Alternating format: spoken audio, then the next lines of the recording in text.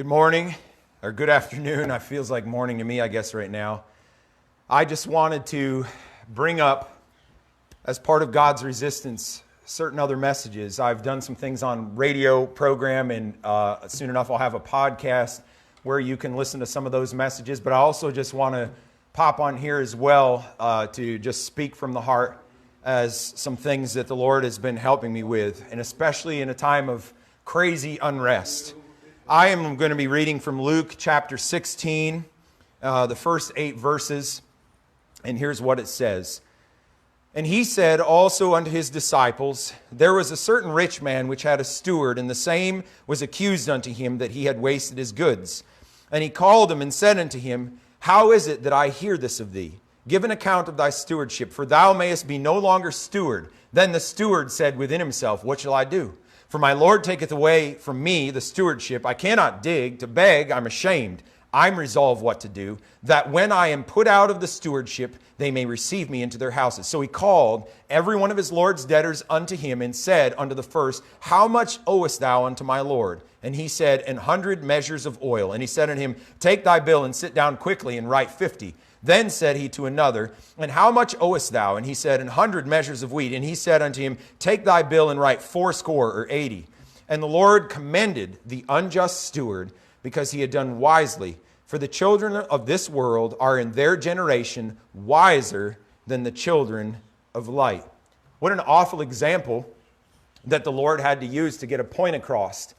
He wasn't condoning this man's unjust ways as he's trying to, these people rightfully owe the master money, and he is then taking their bill and docking it down to make friends with them so that he himself can be taken care of, even though his master is left in the dust. And that's what this unjust steward was doing. But nevertheless, Jesus commended the man.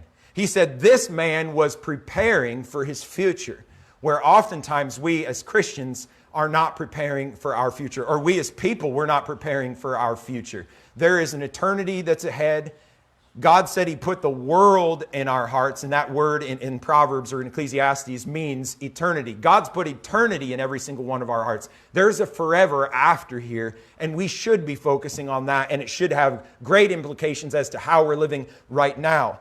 But the thought that struck me so much is everyone knows what's going on in the country right now. Whatever you think on either side is irrelevant to me in some measure. But there's so much hatred from one side. You know, black people are angry about certain things, and now they're hating the white people, and some white people are angry about things and they're hating the black people. They're literally killing one another. They're literally hating one another. They're literally just cutting people with words. They're doing the most crazy things.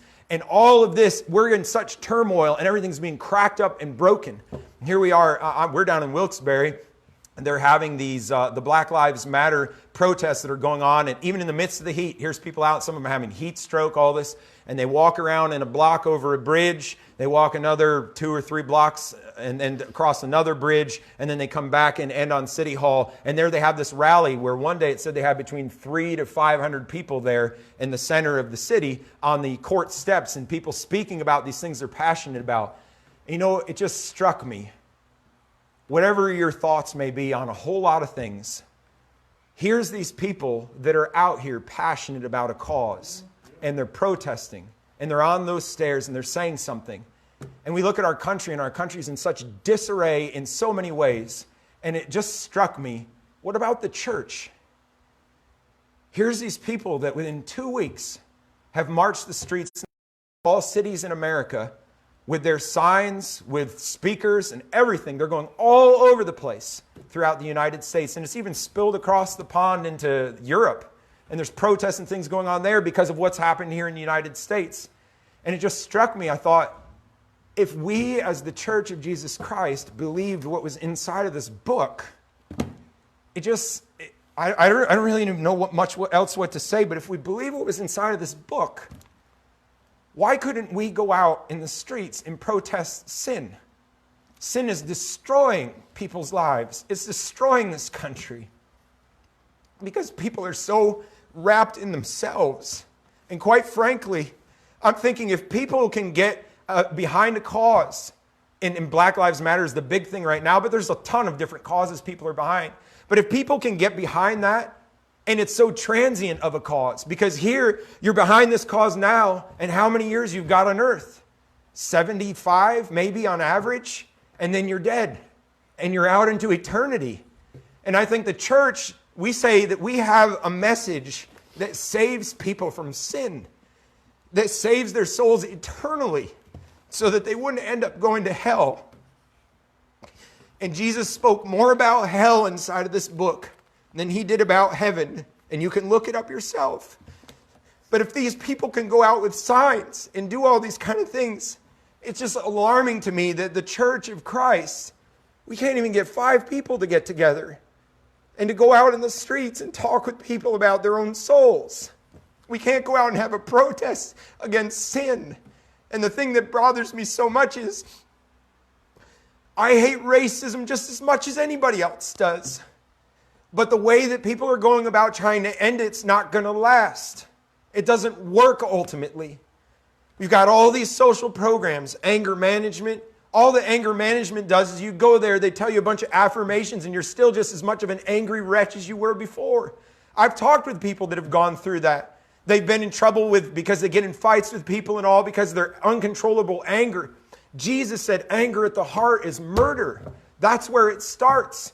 And he tells us that that's the fountain of all of our ills, is what's down inside of here. If we don't get this taken care of, anything can happen.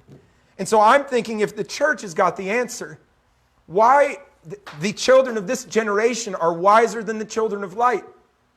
The children of this generation are out there protesting something they feel passionate about, and yet we as the church are stuck inside of a building hoping people will come in and listen to the gospel. I was praying just a little while ago, and whatever you may know, and some of you may know the song and some of you may not, but I said, Lord, I feel like if now more than ever we need to take the truth to the streets. Everyone else is taking their cause out to the streets. Why aren't we taking this out to the streets? And there is a rock group, the Doobie Brothers. I don't know a whole lot more else about them, but they sang a song, Taking It to the Streets. That phrase just went through my mind again and again. Now you have to forgive me. I didn't grow up necessarily in a Christian home, so there's a whole lot of stuff in my memories that I knew, from back there, but it just struck me. Even they got it. This rock band, they got it. Take the cause to the streets. People right now, they get it. Take the cause to the streets. And yet I feel like we're so afraid to say what's true. And we're in a society that's free. We should be able to be free to say what's true, even if people disagree. The good thing about that is when there's disagreements, we can work stuff out. We can think, we can discuss things. But now people are so triggered that if you disagree on one thing, we immediately cut each other off and that's the end of it. And I understand there's some people that are so incredibly difficult to deal with, it's probably better to just leave it alone as far as that person's concerned. But I feel like here we are in the crux of a terrible situation that is blowing up all over the United States and quite frankly spilling out through other countries. And we, the church, say we have got the answer. We, the church, say that there is something God can do in our hearts. He can save us, and then He can fill us with His own Spirit. The same Spirit that raised Jesus Christ from the dead is told us that is going to be in our spirit. And I think to myself, if that Spirit of Christ in us cannot reach out into a place where it's uncomfortable and unpopular, because think about it, let's face it, what other religion that's in existence gets so much persecution against it but Christianity? What other religion has their figurehead used like a cuss word all throughout the United States and beyond? When you speak the name of Christ, you are suddenly the target of so many people. But you can say Buddha, you can say, I don't know all the other million gods that they have in Hinduism. You can say all that. You can even say things about Muslim, the Muhammad and all these. You can say all of that. And people aren't half as upset about that as they are as when you speak about Christ. And the reason that people are upset when you speak about Christ is because the things Christ said cut to the very core of who we are. We don't like to look at ourselves and find that the problem isn't everyone else. The problem is me. And if we could just face ourselves like that, I'm convinced you could abolish racism. You can abolish corruption inside of government positions and all, but you can abolish corruption inside your own heart. You can learn how to love your neighbor even though you disagree. You can learn how to patch up the ills of society because you've got your own heart patched up by Jesus Christ himself. And so if this children of this world are in their generation wiser than the children of light, I'm just asking us as the church, let's take a lesson. If this is what they do and look what's happening, why do we think it should be any different with us?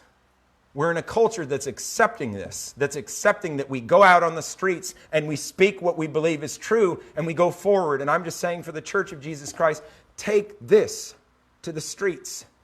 Paul said, I'm not ashamed of the gospel of Christ because it's the power of God unto salvation to everyone who will believe.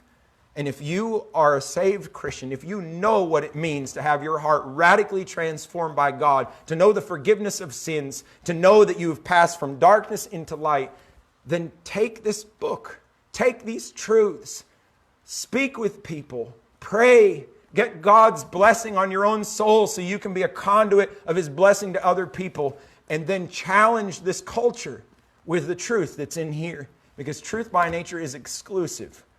Two things cannot claim to be true and be opposed. One of them has to be false. And so when God says, if you want the truth, seek the truth and ye shall find it, that's the privilege of every living being. We want truth. It doesn't matter where it comes from. We want the truth. And I believe wholeheartedly that the truth will come back to this book one way or another. May God help us to take this message to the streets and to live out the very life of God that's in us so that we can, instead of watching people hate each other in front of us, we can give people the gospel and fix the real problem. May God bless and keep and help every one of us that claim the name of Jesus Christ. Thank you very much.